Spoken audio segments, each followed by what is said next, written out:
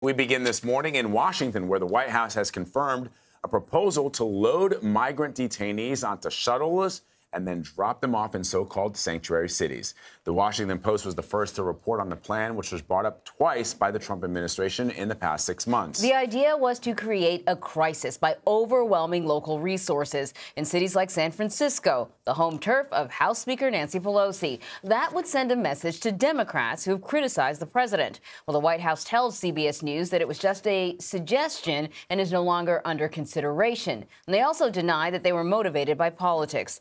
Earlier on CBSN AM, we spoke to co-author of the Politico playbook, Daniel Lippman, who described how this proposal would have worked.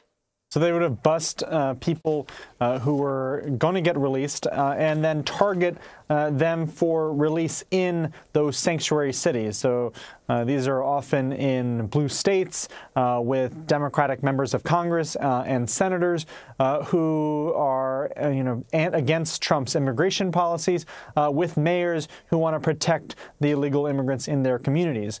And so basically, it would have had this very selective impact on mostly focusing on cities that are, against Trump's immigration agenda and Stephen Miller, and then, just saying, here's a taste of your own medicine. Right. So ultimately, why was it rejected?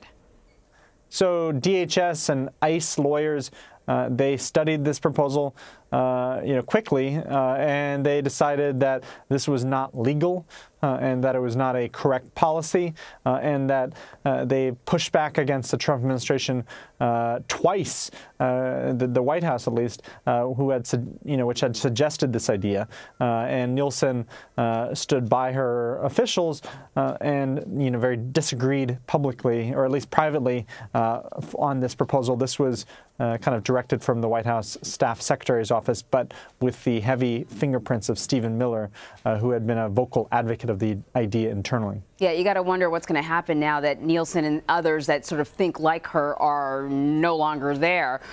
So listen, the thing about this story is that it was sold as a form of retaliation or punishment. What does this say about the Trump administration? Why did they believe that releasing undocumented immigrants into a particular city would be punishment? And what does it say about the way they view law enforcement? Well, Trump has attacked the Justice Department so many times that it's hard to count. And so they kind of view law enforcement in some ways as a tool to get political revenge. Remember, Trump has talked about prosecuting James Comey and Hillary Clinton, two top opponents of him.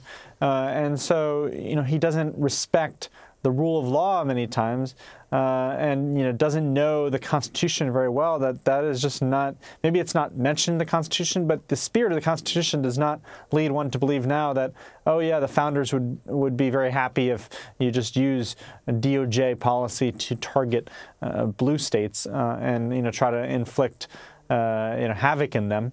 I think it's also interesting where this is likely coming from. Since I haven't, I did not break the story, and so I can only guess at, the Washington Post's sources. But this comes right after Kirstjen Nielsen was ousted by Trump or resigned under pressure because she had lost his confidence and also was at loggerheads with Stephen Miller. And so it's interesting to see this drip, drip, drip in the last 5 days or so since she left, or since she was pushed out. You have to wonder whether this is coming from Nielsen's camp and kind of leaking against the White House some of the more inane ideas.